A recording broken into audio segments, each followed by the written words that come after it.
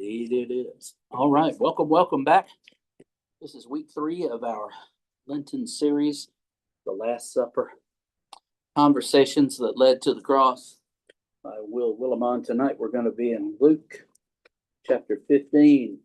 Luke, I am your father. Different Luke. Luke chapter 15. All right.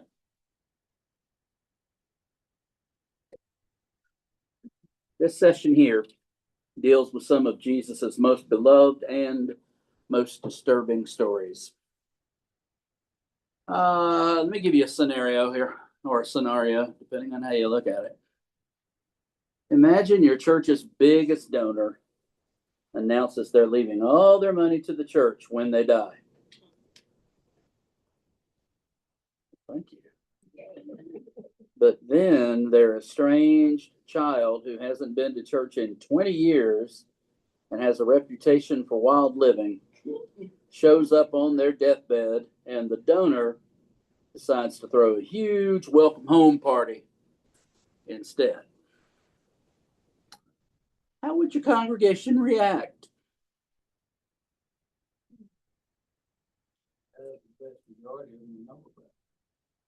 Well, let's assume that they do. I'd be madder than a boiled owl. I would be happy for him. And see, I was thinking, I Me think I would be too. glad that the person came home and The came. prodigal son. Been there, Yeah, and been there, did it. yeah. Well, there goes job security, Now, I'd say that 9.9 out of 10 people in the congregation would be looking at this going, you promised, and we'd already started spending it, and who is this guy? Do you even know if he is your son? You need to bring Maury Povich in. You are not the father, but so, yeah, go ahead. At the church, there was a church a while back that would talk the older people into leaving in their will to write the church in to get everything they had. And then at the funeral, some people in the church would be there to literally take the jewelry and everything off of it. Oh, left my. it to the family to bury it. What do you think I'm going to do to you? Oh, I don't have anything valuable, so. Everything sells. Made a big church in My goodness. Decatur. Yes, I sir. can't think of the name of it. No. But they did that. No. Is it Eddie Long Church? Huh? Not the Eddie Long Church. No, this was a Baptist church. Oh, okay. It was in Decatur, cut her off of Stone Mountain Freeway, before Stone Mountain Freeway comes into 29th Highway. Yep. Back down there to the left. You said The name of it. 9.9? I think so. I'd say 8. I'd Yeah. say maybe. Well, And you then know. those that know better. yeah. I'd say Well, 8 to 10. Let me get us into the lesson a little bit more by reading Luke 15, verses 1 through 2. Okay? All the tax collectors and sinners. By the way, these 2 verses are the key to interpreting the 3 parables or riddles that follow. All the tax collectors and sinners were gathering around Jesus to listen to him. The Pharisees and legal experts were grumbling, saying, "This man welcomes sinners and eats with them." The religious leaders don't criticize Jesus' theology. They're not going after that. They grumble about his dinner companions. Why does that matter? Why does that matter to them? Okay. Well, and they're Okay. above Right. everybody else. Both right. And if he's Both right. who he says he is, then he should be above that. Then why in the world is he hanging out with this with? Right? Yeah. When has your church grumbled about who Jesus welcomes? We're going to get into it tonight.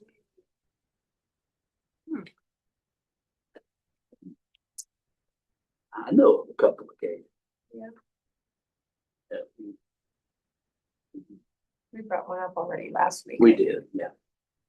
Mhm. If you weren't here, that was Ms. Lois Murphy. Mhm. Mhm. I remember. We're not, Lois, if you happen to be tuning into this, we're not calling you out or anything. We're calling out the behavior towards you. So just Throwing that out there. Okay. All right. So now, let's see what we got here. Oh, I think when we look at these three stories, our author here, Dr. Willimon, says that these three stories show God's horrible home economics. They really are. They're not models. Horrible home economics. We'll start with the sheep. The man with the sheep. He has one sheep, goes astray, leaves the 99, right? Oh, that's a good story, isn't it? But meanwhile, while he's going off to get the one, the 99 have run off. He gets back, and guess what? They're not there. That him, 99 safe in the pen. That's not how this story goes. He leaves the 99 in the wild and goes after the one. And when he gets back, that's all he got.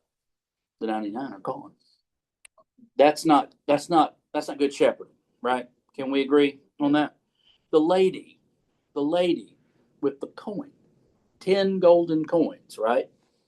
She loses one.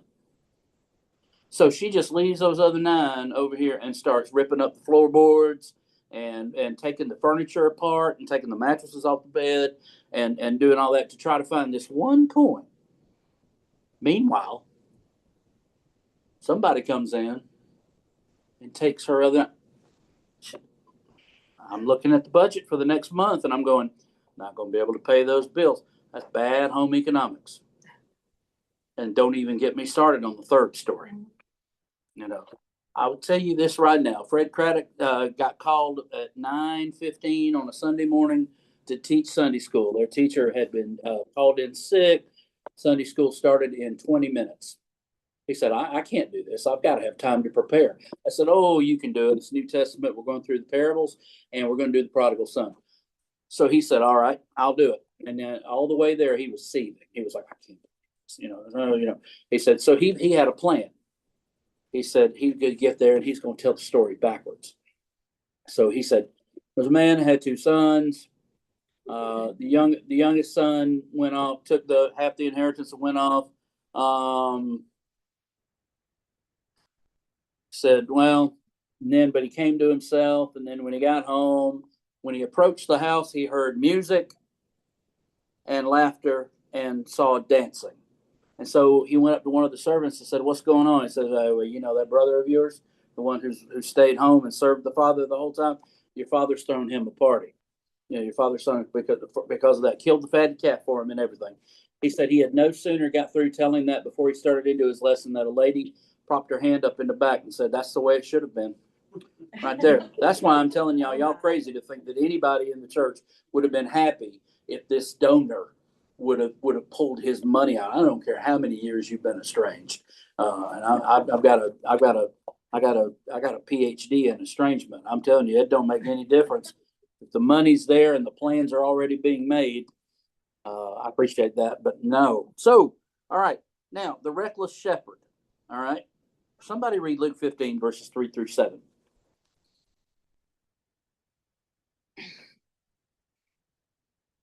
So he told them this parable: which one of you, having 100 sheep and losing one of them, does not leave the 99 in the wilderness and go after the one that is lost until he finds it? When he has found it, he lays it on his shoulders and rejoices. And when he comes home, he calls together his friends and neighbors, saying to them, rejoice with me, for I have found my sheep that was lost. Just so, I tell you, there will be more joy in heaven over one sinner who repents than over 99 righteous persons who need no repentance. All right. Now, I want you to put yourself in the crowd. Jesus is telling this story, and then Jesus asks a question after he tells that story. Which one of you wouldn't do that? He looks at the crowd. What you get here are people are rolling in the aisles with laughter, going, tell us another one, Jesus. And they're laughing that none of them would do that. We're not going to leave the 99 and search the one. Now, what Willimon says in his book, which I found great, was that the sloppy sower, you remember him? Yep. Has switched jobs. to become a reckless shepherd. So what does this tell us about God's character? Because that's who this story is about. By the way, that's how all three of these stories are about. They're not about us. You know, they're about God. So again, what does this tell us about God's character?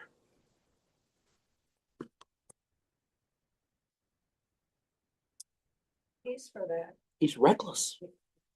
He's extravagant. I mean, that's But it's- reckless. Go For ahead. him, it's worth it for that one.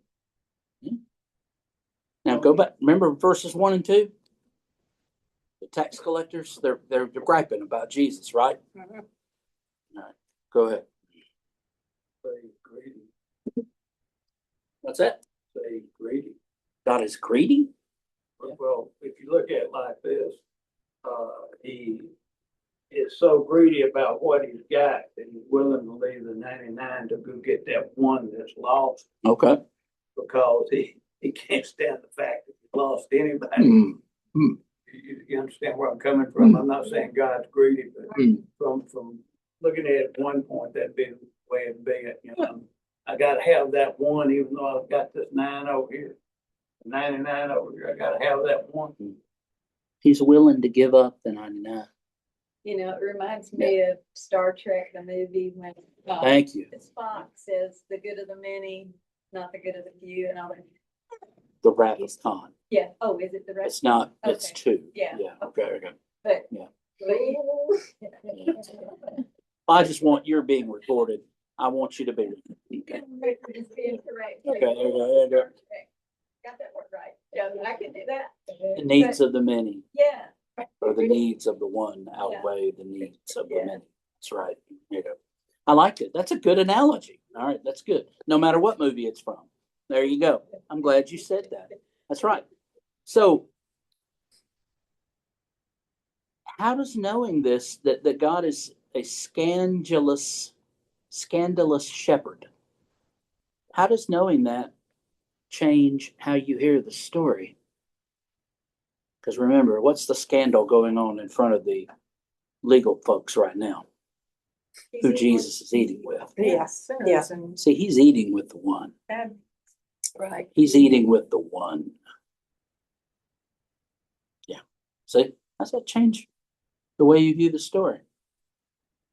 Is it broad? Does it open God up?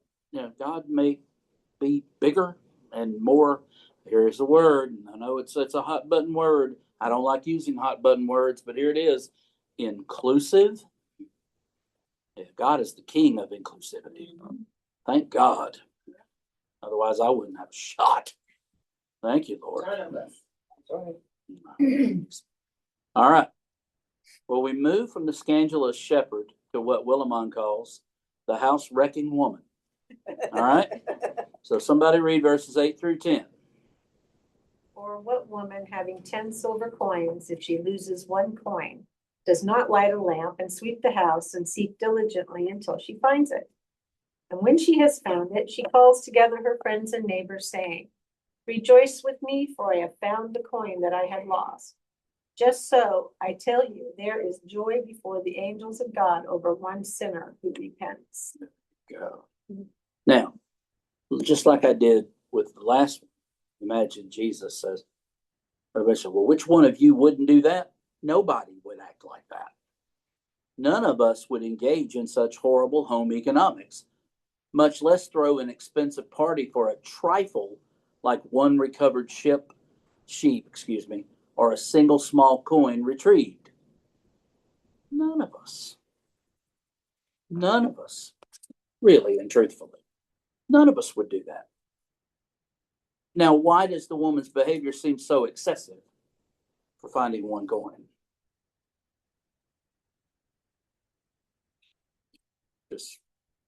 Why is it excessive? This is not a big theological answer here. It's just one coin. Yeah, why would you risk There was still 9/10 of 9 what you others. got? Yeah. But it's a day's wages. Right? Mhm. It is a day's wage, but you've got 9 days' wages sitting over here. And while you're looking for that one, somebody can come in the house, and Take it all away. Good, but she's got nice neighbors. Well, okay, there you go. Yeah, she must live in Galilee. All right, there you go. So what does this story reveal about what God considers valuable?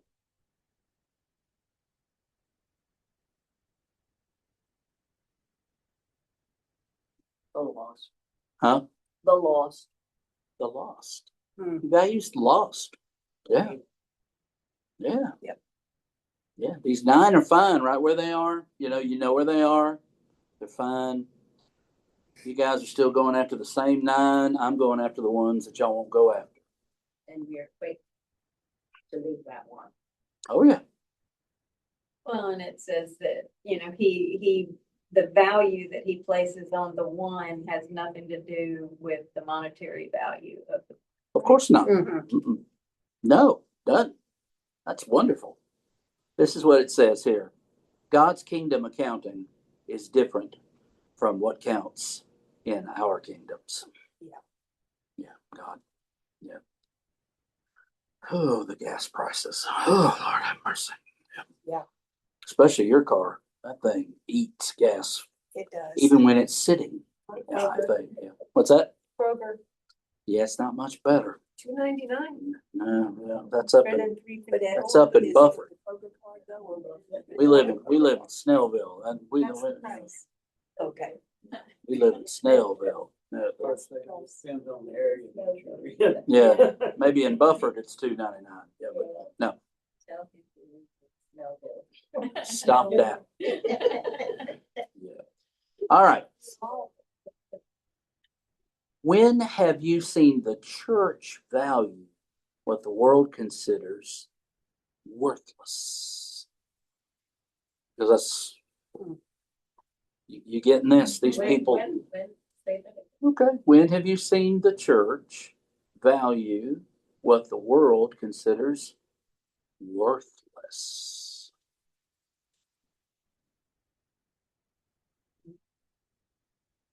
I need these questions beforehand so I can think. Now, that's the second time I have heard this today, Cheryl, about questions and getting them beforehand. No, because I have to think about it. But even on Sunday, look at Sunday. A lot of what people would say, Wonderful. just leave him alone. Yeah. He has done this, he's done that. And I hope nobody at New Hope is saying that. I sincerely hope Because not. This is That's good. so Sunday. Yeah, Sonny's the one. That's a good. that's a He's the good- sheep. He's the coin. Yeah. Of infinite worth to God. Reckless, scandalous worth to God. Yeah, I like that. I do too. That was good. Now, Willimon says he heard this story when he was a child. He still remembers the pastor's sermon. He says, the most wonderful, comforting word in the Bible. That was the name of the sermon. The word, it's prominent in these 2 stories. Until. All right. So if you read it in the story, until. That's the word. He says that was the most wonderful, comforting word in the Bible. He searched for the sheep until he found it, or the coin. Searched for the coin until he found it. Jesus has found the coins in these people. He's found the sheep, the lost coin, the lost sheep in these people. Remember the question at the beginning. Why does your master eat with these lost people? With these no counts? Why? Okay. God doesn't call off the search for the lost. When does he call off the search for the lost? Not at all. Don't go Revelation on me or anything like that. It just right now. He's not calling it off, is he? No. No. He's a persistent God. When a person, maybe it's when a person blasphemes. No. Maybe when someone dies without having accepted God's invitation. Now that's one we can bandy about another night. Okay. If a miscreant commits an act so irredeemably horrible, Hitler, Stalin, Bin Laden, you name it, When exactly is it that God calls off the search for the lost? Well, according to these stories, Never. it doesn't. Now, I'm not talking about, in actual fact when the judgment happens and all that stuff. I'm not talking about that. But just think about that. Mhm. God is always on the lookout. He will judge. He will judge. Seems like God's searching love doesn't have any limits. The only limits that God's love has are the ones that we put on it. That's right. That's right. Okay.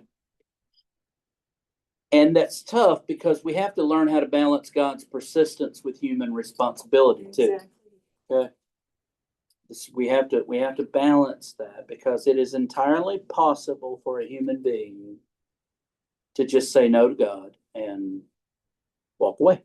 Yep. And God not in his anger, not in his wrath, God in his tears says, okay. That's how much he loves us. That's how much he loves us. We will be responsible for making that decision. But I believe it will be our decision to make, whether or not we accept God or not. Okay. All right. Here's the next one, the big one. Dun, dun, dun. All right. Let's read. I tell you what, y'all want to break it up, you can. It's not that long, but somebody started at verse 11, and then when you get tired of reading, pass it off. We're going to read to verse 32. Okay, Luke 15, beginning at 11 and going through 32. Go ahead. And he said, there was a man who had 2 sons, and the younger of them said to his father, Father, give me a share of property that is coming to me. And he divided his property between them. Not many days later, the younger son gathered all he had and took a journey into a far country. And there he squandered his property in reckless living. And when he had spent everything, a severe famine arose in that country, and he began to be in need. So he went and hired himself out to one of the citizens of that country, who sent him into his fields to feed pigs. And he was longing to be fed with the pods that the pigs ate, and no one gave him anything. But, Go ahead. but when he came to himself, he said, how many of my father's hired servants have more than enough bread? But I perish here with hunger. I will rise and go to my father, and I will say to him, Father, I have sinned against heaven and before you. I am no longer worthy to be called your son. Treat me as one of your hired servants. And he rose and came to his father. But while he was still a long way off, his father saw him and felt compassion and ran and embraced and kissed him. Finish that up. Then the son said to him, Father, I have sinned against heaven and before you. I am no longer worthy to be called your son. But the father said to the slaves, quickly, bring out a robe, the best one, and put it on him. Put a ring on his finger and sandals on his feet. And get the fatted calf and kill it, and let us eat and celebrate. For this son of mine was dead and is alive again. He was lost and is found, and they began to celebrate. Now his elder son was in the field, and when he came and approached the house, he heard music and dance. He called one of the slaves and asked what was going on. He replied, your brother has come, and your father has killed the fatted calf, because he has got him back safe and sound. Then he became angry and refused to go in. His father came out and began to plead with him. But he answered his father, listen, for all these years I have been working like a slave for you, and I have never disobeyed your command. Yet you have never given me even a young goat so that I might celebrate with my friends. But when this son of yours came back, who has devoured your property with prostitutes, you killed the fatted calf for him. Then the father said to him, son, you are always with me, and all that is mine is yours. But we had to celebrate and rejoice, because this brother of yours was dead and has come to life. He was lost and has been found. Now I know we're used to calling this the prodigal son. prodigal means wasteful, extravagant, loose living son. But really, the most interesting character in this story is the father, the gracious and welcoming father. The father doesn't give a rip for contrite speeches. He says basically, save the repentance drama for your application to law school. You wanted a party? I'll show you a party better than anything that you had out there on the road, right? So why doesn't the father want to hear the son's carefully prepared apology? The important thing to the father is that the son came home. It doesn't matter. That's Doesn't right. matter. Doesn't matter. He came home. Right. The key there is he came to himself, and we like to load that up with all kinds of things. We like to load that. He went before a priest and confessed his sins and got clearance from Clarence, and then he headed back home with his story all ready to go. That phrase in the Greek it won't stand up to that. He just kind of one day just went, it's got to be better at home. I mean, I'd have three hots and a cot. I know Dad will take care of me. I mean, I'm going home, and he had his speech all prepared just in case, because he knew he said, Dad, can't you die already? Roll out the money. I'm ready to go. And his father did. That's what's so amazing. He did. So, but the father interrupts him, and it teaches us about grace. Grace interrupts. Grace disrupts. It especially disrupts legalistic people, Pharisees. Don't be flavored about the Pharisees, okay? They were people of the book.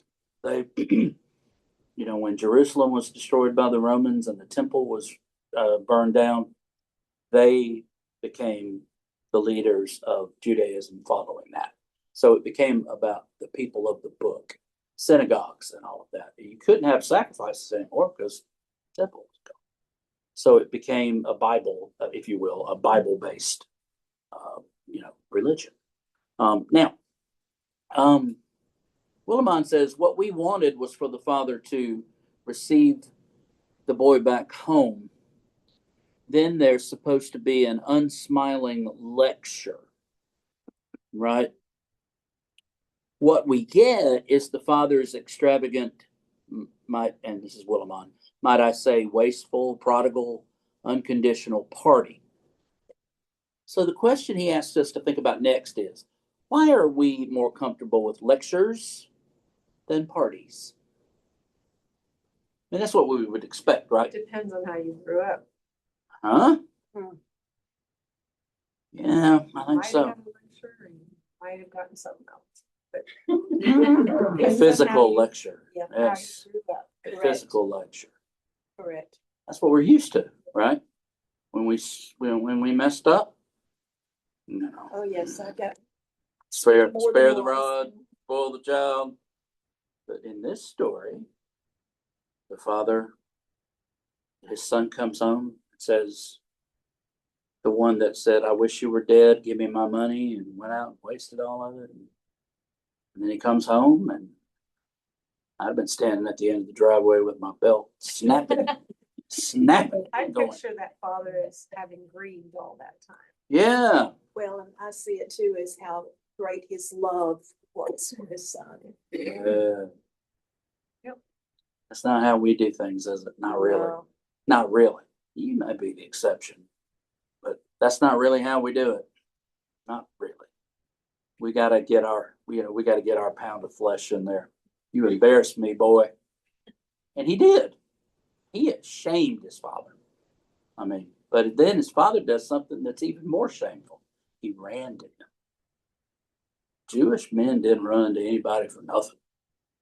They didn't run. He had to pick up his robe, hike his robe up so he could run. He met his son. And it's astounding what happened after that. But meanwhile, the older brother comes in. Willimon says the older brother's grumbling reminds us of the griping of the Pharisees that occasioned this parable. Here we are again. We got here first. We've sat through years of boring Bible studies and engaged in Lenten self-denial practices, so forth and so on. What makes us? Are there times that we identify with the older brother? There certainly is for me. I do. I guess it just can't be helped sometimes. I think with the physical body that we have, I mean, everybody in it would identify with the older brother because, hey, he's the one that was wrong.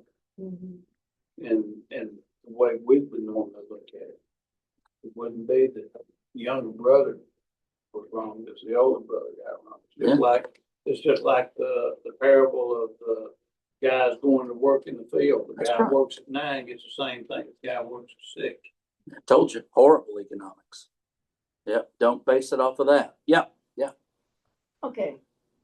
So actually, this older son was working for himself because he had already received his inheritance. That would be correct. Father would have split And it at between nowhere in this story does it say that the father redistributed the inheritance after Nope. this. them. No. So I'm going, he hasn't been left out of anything. He's been working for himself, not his dad. Well, remember, That's my thinking. remember, let's go back to who he represents in this story. Yes. He represents the Pharisees. We were here first. We've done all the legwork. I mean, we've been here since Moses, for goodness sake. Well, and recognition. Go ahead. He may have been That's working the for point. himself, but I don't think his dad may have divided it and gave the money, but it actually didn't come to him until his dad died. Did it? I have Isn't that no the way it idea. normally works? Yeah. So even though he may be working for himself and all, he's still looking at it. Hey, for all he knows, the dad's gonna redistribute. But look at his words to his father. You didn't cook me a fatted calf. Look, but here's the work. For all these years, I have served. Who is his father to him? Not his father. He's his employer. Yeah. There is no, and if you pay attention closely in this story, the father does the same thing for the prodigal as he does for the older brother. He goes out to both of them and meets both of them and reassures both of them of his love for them. I love you. But the son, the older son, got a bit of a chip on his shoulder because, he looked at his life with his father as service. And the Pharisees had a hard time with that too. Yeah, I believe that. And we got Pharisees in church today that have a hard time with that. Yes. So it's those people again. When we go back to that question. Well, here's a story from Willimon. He shares a story about a pastor who reached out to people in the piney woods beyond the train tracks where he was and baptized 4 people, but lost 5 church members. He had 8. This is a true story. He had 8 members in his church. He went out in the piney woods behind the train tracks and baptized 4 people, but lost 5 church members who said, "We don't want to go to church with a bunch of crackheads and their kids." Oh my gosh. Whoa. Wow. Yeah. Well, And if you look at the older brother in this story, well, that's exactly how he's reacting. I don't really have any sympathy for the older brother. I don't really have any sympathy for the younger brother. I mean, they both kind of made their beds. But the thing is that God does have sympathy and love for both the older brother and the younger. But the question here is, when has your church struggled with welcoming those people? There's that question again. The crackheads and their kids. But here's Willimon's confession. And this is one that I should put as my handle on Facebook. I have met the grumbling, stuffy older brother. Me.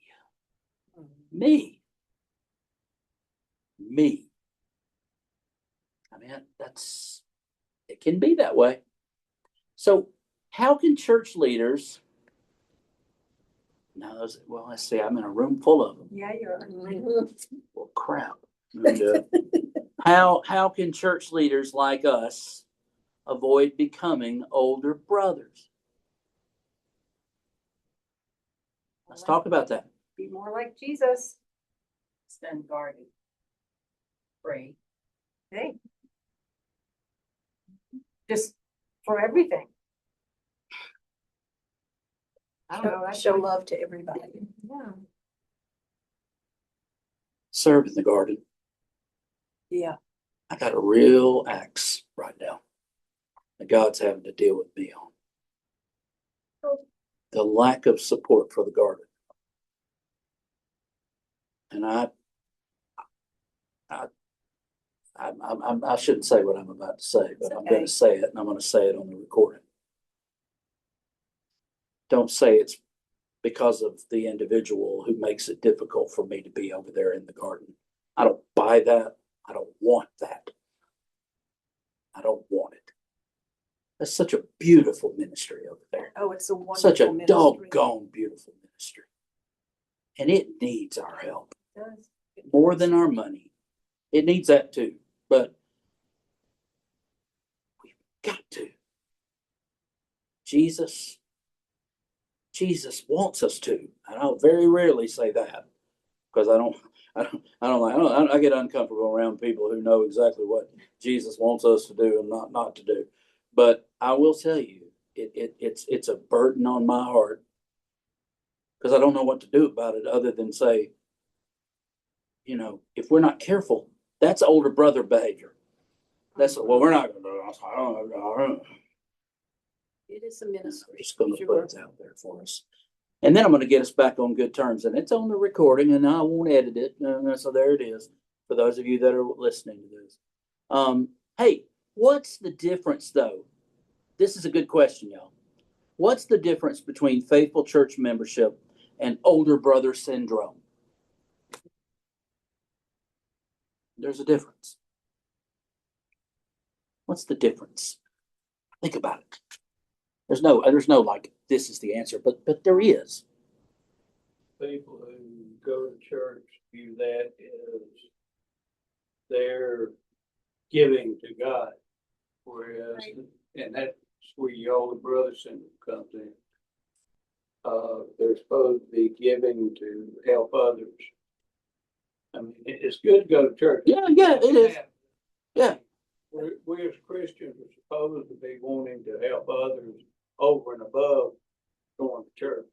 And I believe that there's a majority that are there to love on people. Yeah.